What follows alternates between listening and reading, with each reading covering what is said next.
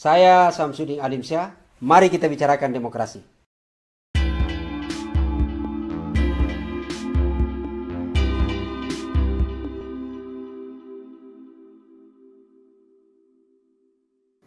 Halo sobat semua, Assalamualaikum warahmatullahi wabarakatuh. Terima kasih terus join di channel Ustadz Demokrasi. Ini adalah channel kita semua yang selalu berusaha menyajikan informasi yang aktual, tentu dengan analisa yang cukup tajam.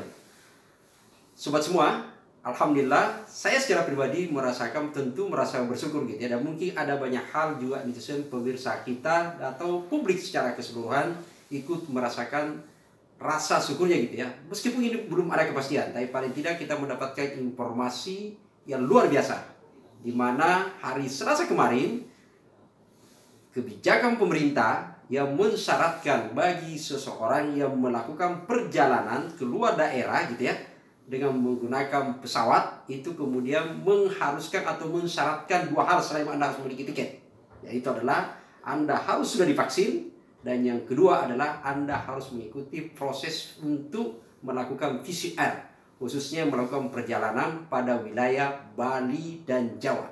Saya adalah salah seorang yang biasa menggunakan fasilitas itu gitu ya. Dan tentu saya merasakan betul betapa banyak prasyarat yang mengganggu kita di perjalanan ini. Dan ketika ini digugat, maka tentu ini adalah sebuah kabar yang baik untuk mendapatkan sebuah kepastian. Tidak ada kepastian apakah ini akan dicabut atau tidak, tapi paling tidak dengan ini adalah upaya yang luar biasa dilakukan oleh teman-teman. Yang kedua adalah karena saya menyebut luar biasa, karena yang melakukan gugatan ini dan yang digugat adalah memang bukan hal yang biasa dan tidak lazim. Penggugatnya adalah sebuah komunitas, yaitu relawan Jokowi Mania, yang kemudian melakukan gugatan kepada Tito Karnavian atas nama Menteri Dalam Negeri. Kalau kita berbicara relawan Jokowi Mania, biasanya kalau kita berbicara relawan sebuah komunitas itu biasanya ada pada saat sebelum pilpres, sebelum pilkada, sebelum pemilu, dan kemudian akan berakhir ketika atau bubar ketika kandidatnya sudah dilantik, atau kalaupun tidak menambah itu akan bubar dengan sendirinya. Tapi ini adalah sesuatu yang luar biasa karena tetap eksis sampai sekarang. Walau gitu ya. Yang kedua juga saya menyatakan luar biasa karena yang digugat adalah, penggugatnya adalah relawan Jokowi Mania. Sekali lagi ya, relawan yang kebetulan kandidatnya adalah sekarang ini menjabat sebagai kepala negara, menjabat sebagai presiden gitu ya, yaitu adalah Presiden Jokowi Widodo. Dan yang digugat adalah pembantu Jokowi.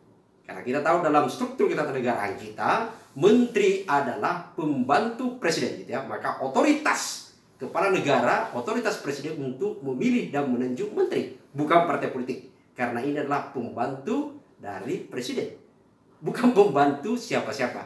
Sehingga kemudian, kalau kemudian seorang menteri, tentu dia harus tunduk dan patuh pada arahan seorang presiden. Tidak boleh seorang menteri untuk kemudian membuat sembarangan kebijakan yang mengganggu visi misi, termasuk adalah kepentingan presiden yang berkaitan pada kepentingan publik.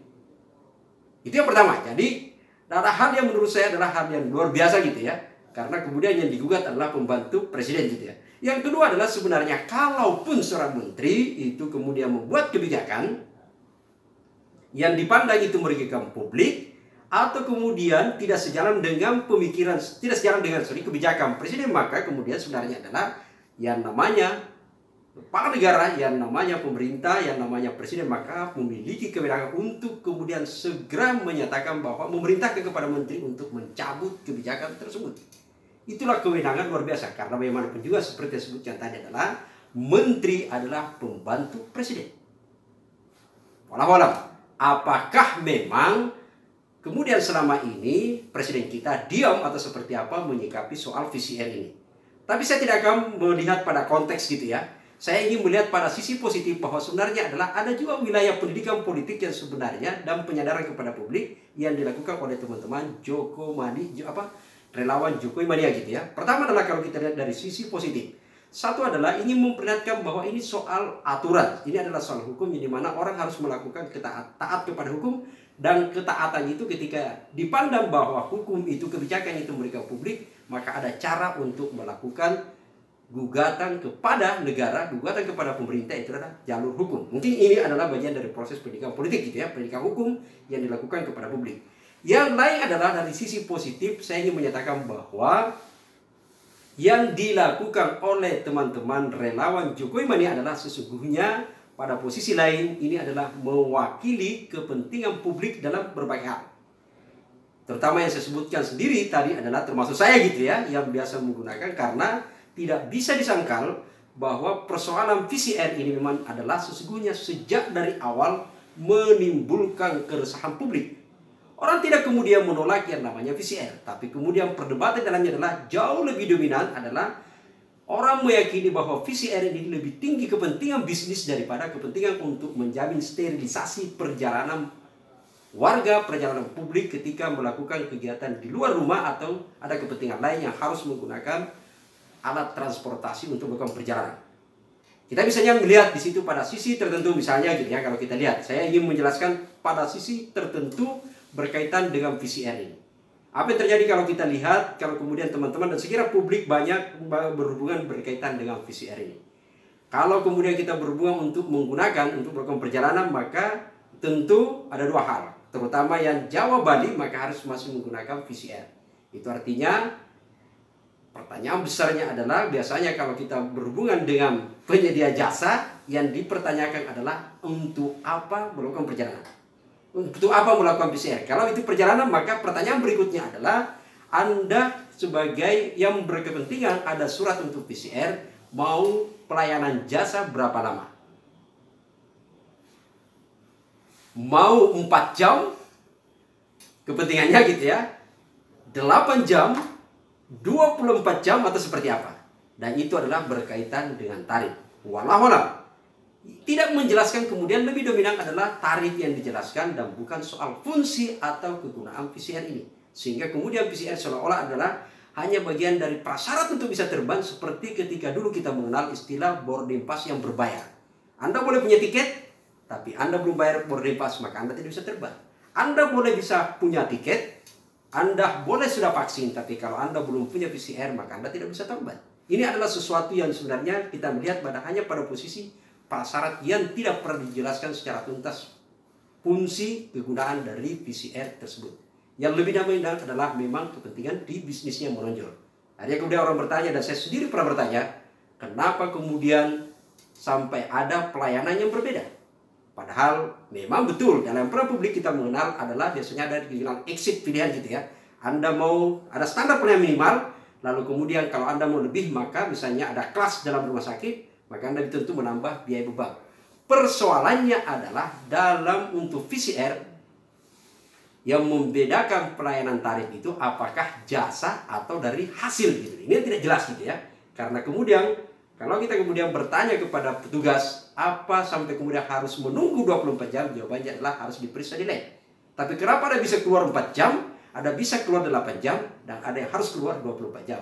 Apakah karena pelayanannya atau cara pemeriksaannya? Dan ini yang tidak pernah clear dijelaskan kepada publik. Walau-walam. Tapi yang pasti dengan pelayanan seperti ini, publik semakin yakin bahwa memang betul di sana adalah lebih dominan kepentingan bisnis dibalik untuk tujuan jaminan sterilisasi untuk perjalanan publik yang menggunakan fasilitas transportasi untuk pesawat gitu ya. Ini yang pertama. Yang kedua adalah yang kita lihat dari VCR ini sebenarnya adalah kalau kita lihat misalnya kalau dalam kepentingan untuk perjalanan, maka sesungguhnya harusnya dilihat tidak ada orang yang menolak untuk kemudian dilakukan VCR gitu ya. Kalau kita lihat hanya saja memang orang menjadi semakin ragu tadi selain bisnis. Yang kedua adalah karena tidak ada jaminan. Saya sendiri selalu kemudian menjadi ragu atas alat yang digunakan, karena ingat beberapa bulan yang lalu kita pernah dihebohkan dengan sebuah berita bahwa ditemukan di salah satu bandara di Indonesia ini adalah ada bisnis di mana di sana adalah justru menggunakan fasilitas bekas. Nah, itu sangat berbahaya. Dan apa yang terjadi kita lihat juga akhirnya beberapa klinik sekarang ini membuat spanduk untuk kemudian seolah-olah menjadi ajang promosi. Silakan Anda datang di sini menggunakan fasilitas mau antigen, mau PCR, itu dijamin keasliannya. Artinya apa? Di sana adalah lebih dominan sebenarnya adalah bisnis gitu ya, dibanding kepentingan fungsi untuk sterilisasi. Maka kalau kita berbicara kepentingan fungsi, maka harusnya adalah negara hadir di sana. Saya kemudian hanya setuju sebenarnya bahwa apa yang disuarakan oleh Ikatan Dokter Indonesia bahwa PCR penting, tapi harus gratis, itu saya kira memang menjadi penting.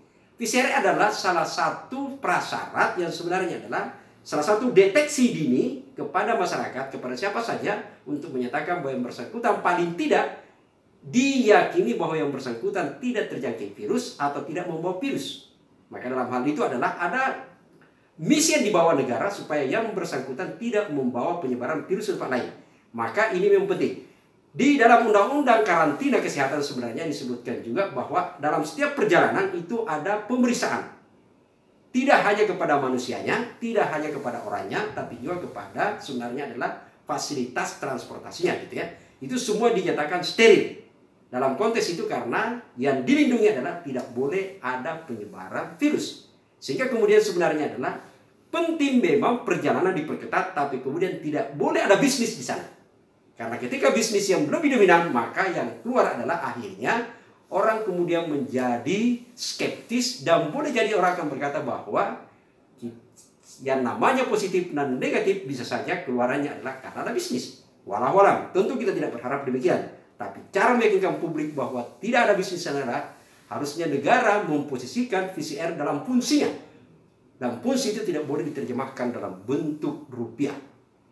Itu saya kira yang harus kita lihat, sehingga apa yang dilakukan oleh teman-teman relawan Jokowi mania gitu ya, ini adalah sesuatu yang menurut saya sekali lagi apresiasi kepada yang bersangkutan karena telah melakukan gugatan gitu ya. Meskipun sekali lagi harusnya adalah sebagai panglima tertinggi, kalau kita di channel ini pernah kita bahas bahwa penanganan COVID ibaratnya kalau dalam peperangan, maka panglima tertinggi kita adalah sekarang ini presiden.